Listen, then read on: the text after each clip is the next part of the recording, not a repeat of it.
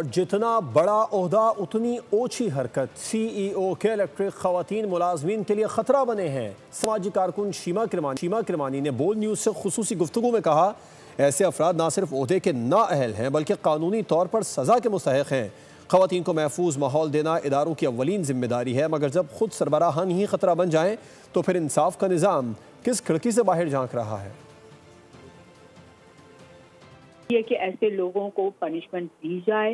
They should not be able to get away just because उनके पास पैसा है, उनके पास कॉन्टैक्ट्स हैं। आमतौर से यही देखा जा रहा है कि इस तरीके से तो औरतें इतनी मतलब इतने साल हो गए हैं पाकिस्तान को, अब औरतें मुख्तलिफ फील्ड में जॉब्स कर रही हैं, मगर अगर हम उनको फैसिलिटेट नहीं कर सकेंगे उन जॉब्स में, अगर उनके लिए आसानी नहीं पैदा करेंगे तो कितना मुश्किल हो जाएगा। मतलब और ये भी देखना चाहिए कि औरतें जब कोई भी जॉब करती हैं तो they are more efficient than main.